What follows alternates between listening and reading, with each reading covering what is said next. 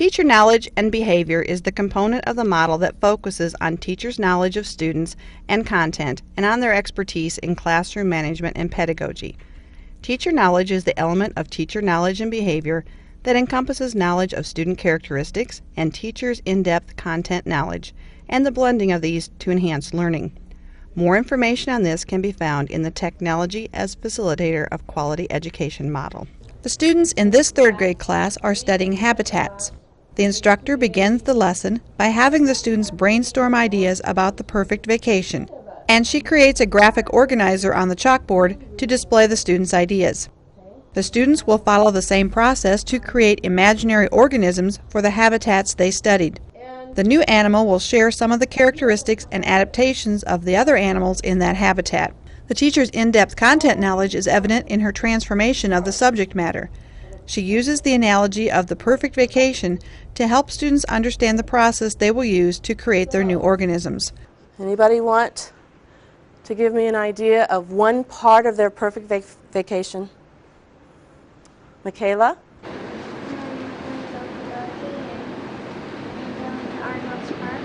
Okay, what did you like about Okoboji? Just the one part, if you could pick one part of your vacation that you liked about Okoboji, would it be the hotel room you stayed at, or would it be the water? What part did you like? Well, Arnold's Park and that huge roller coaster when we got up to the top because my mom was screaming the whole way. So you like to scream on your vacation? Okay, good. So let me does that help you with a roller coaster? And rides, does everybody have something like that? Pretty nice vacation? Yeah. All right. Okay. Now you're going to do something like this using the same graphic organizer to create your last slide, which will be to create a new organism that will fit into your habitat. You get to think of all the adaptations that the animals and plants in your habitat make so they can survive in that habitat. The students are given a worksheet with a graphic organizer that will help them organize their ideas. The graphic organizer helps the students develop a visual representation of their knowledge. The teacher demonstrates knowledge of student characteristics by addressing her students' visual spatial intelligence. What I'm going to do is hand out a sheet that might help you with reviewing some of the things that are in your habitat, the characteristics of your habitat, also reviewing how your animals and plants survive, and then it also has a place for you to draw 3 different organisms that you might be using. You don't necessarily have to, but it is a good way for your group members to review the different adaptations and characteristics of your animal. The teacher again shows knowledge of student characteristics by helping the students develop their verbal linguistic intelligence. As the students work together to record information for their slideshows, they help each other spell new and difficult words. This helps them improve their spelling and speaking skills. Okay, what are you putting? Water. W-A-T-E-R?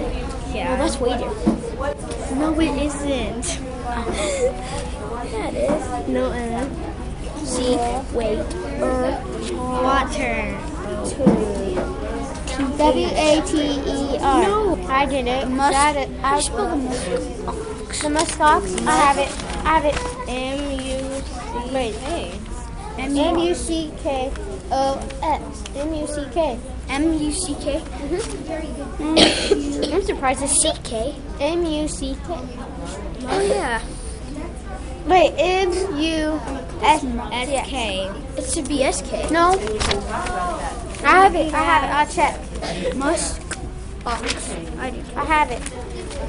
Yep, Katie was right. It's M-U-S. And then we have the snowy owl. The teacher displays knowledge of student characteristics by accounting for the various processing inclinations of her students. The Graphic Organizer worksheet addresses the needs of both analytical learners and global learners.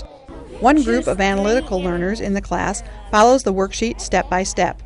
They focus on the details they have to include in their slides, and they debate the best way to describe their habitat and their new organism. The students focus on all of the details that must be included on their slides and debate how to best describe their habitat and new organism. Okay, so we have to choose 3 animals from above and describe the adaptations that allow it to survive in its environment. So I think we like diagrams. So I think this is what we do. I think we color a picture and then talk about it. What the heck? Should we add? I think this is what I think she said. She thinks we pick 3 up here. We write about it. Then we draw down it. up here. And then we draw about it and think about what the adaptations, what it eats. That's what I think she wants us to do. So do we draw a picture of them or just write about them? I just think we write Because it says diagram. The teacher's in-depth content knowledge is again evident in her method of instruction. As the students work in groups on their slideshows, the teacher uses frequent interactions to monitor their progress. She makes sure the students work together, stay on task, and respond to the questions she has given them. Or is it one up here? This is the one up here. So, and if you want to choose different ones down here, this is for you to come up with as many ideas, brainstorming all the different ideas. So it's like to make up an animal. So over here, after you get some ideas on maybe the polar bear, you're going to draw maybe the coloring. Yeah. Another one would be the Dall sheep with the hoof. And then another one, The artist. you already have your ideas. The hair. What are the adaptations of the hair? Oh, my hair. That's my hair. He does artifact. Yeah. The fur. The fur. Yeah. Or its legs. Yeah, its legs because the back legs are. You can jump. Okay, and you might even jot down strong back legs. You know, here, the fur of the polar bear, but what else? What can't we see but you might jot down? What else does the polar bear have to survive? It's meat to help it keep it warm. What is it though that helps it keep, what is that called? Fat. The blubber, right? The teacher again displays knowledge of student characteristics by giving her students opportunities to use their bodily kinesthetic intelligence. The students will be presenting their slideshows to their parents, families, and classmates. As part of the presentations, the students build models of their habitats and design costumes appropriate for their habitats. The teacher's in-depth content knowledge is evident in the element of evaluation in her teaching. The students use an evaluation rubric to assess how they worked in groups and to discover their strengths and weaknesses during this unit. I want you to think back on yesterday's slide and how you worked as a group on that slide, and I want you to evaluate yourselves, okay, using the same rubric. Let's look at the different criteria. The very first one, as we review this, appearance. You thought that the colors needed to be realistic, interesting, and the graphics are easy to understand. Would that apply to yesterday's slide too? The next criteria was sound. The voices are clear, loud, and have expression. When you made the sound for yesterday's slide, was that important to you? Okay. The teacher uses a survey to get feedback from the students about the learning unit on habitats. She uses the students' responses to evaluate her own performance and to make adjustments to her teaching. Do you see how when it's closer to the 1 and the 2, you strongly disagree? That means that you do not agree with the sentence down here. When it's closer to the 4 or the 5, you really agree with the sentence. So I learned about science as I worked on this project.